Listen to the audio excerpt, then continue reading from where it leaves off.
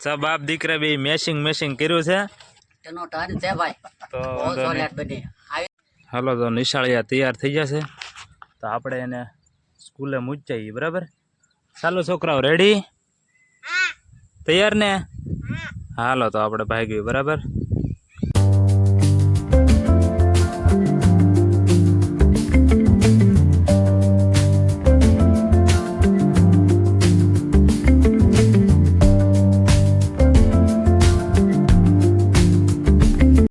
જો આપણે પહેલા વહેલો આ વખતે હળદરનો કેરો કરેલો છે કેવી થાય ખબર નહીં પણ આ વખતે આપણે ટ્રાય કરી છે હળદરનો કેરો કરવાની હવે જ્યારે થશે ને જ્યારે હું વ્લોગ બનાવીશ ને ત્યારે તમને પાછો દેખાડીશ કે કેવી હળદર થઈ છે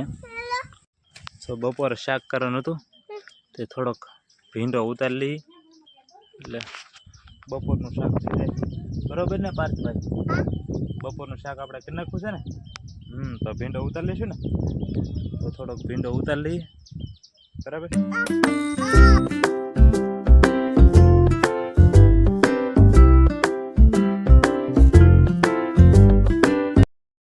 આ છે ને એ અડબાવ ગવારનો છોડવો છે એટલે કે ભડીઓ બધા કહેતા હોય કોઈક અડબાવ કહેતા બધા નોખા નામ કહેતા હોય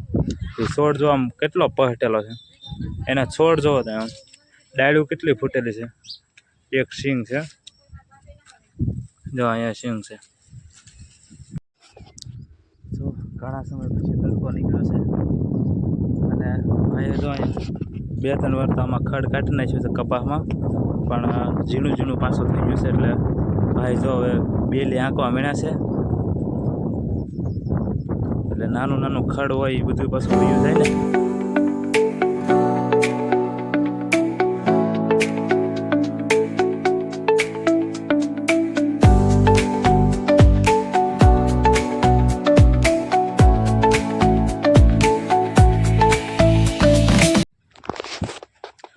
મિત્રો આ વખતે શરૂઆતમાં વરસાદ શરૂ રહ્યો ને એમાં આપણે જો આ ભાગમાં છે ને આમાં વાવવાનું આપણે બાકી રહી ગયો અહીંયા તો બધું ખડ વઢાવ્યું છે બધે પણ તોય જે જો આ અડધા ખેતરમાં છે ને આપણે ગોઠણ જેટલું ખડ છે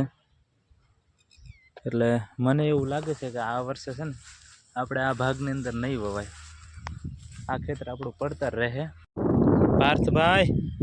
શું કરો છો ખડ કાઢો હો બેટા બધાને કહી દે હાલો ખડ કાઢવા કઈ ખડ કાઢા હાલો કે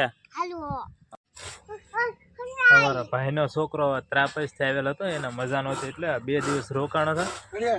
હવે જો ભાગ્યો છે જો આવજો બાય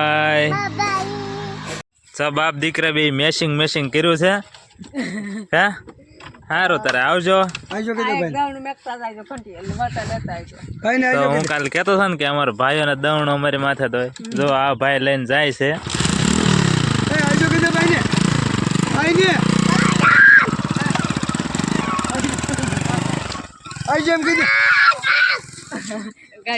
જો ભીંડાનું શાક તૈયાર થઈ ગયું છે તો આપણે ભાણામાં લઈ લીધું છે તો હવે આપણે ખાઈ લઈએ તો કેવું સરસ મજાનું શાક છે તો આપણે ખાવાનું શરૂ કરી દઈએ બરાબર જો અત્યારે ધીમો વરસાદ શરૂ થઈ ગયો છે જો તમે જો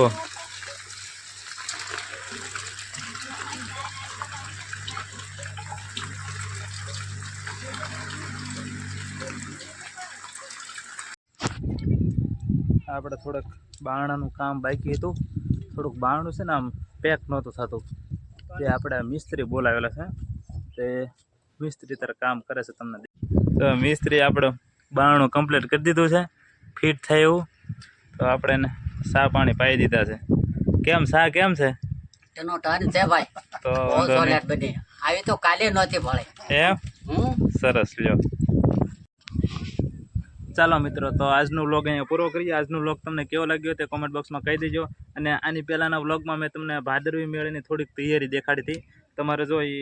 અત્યારના કેવી તૈયારી ચાલી રહી છે એનો પૂરો વ્લોગ જોવો હોય તો કોમેન્ટ બોક્સમાં લખી નાખજો એટલે તમને હું પૂરેપૂરી તૈયારી દેખાડીશ ત્યાં કઈ જગ્યાએ સ્ટોલ નખાણા છે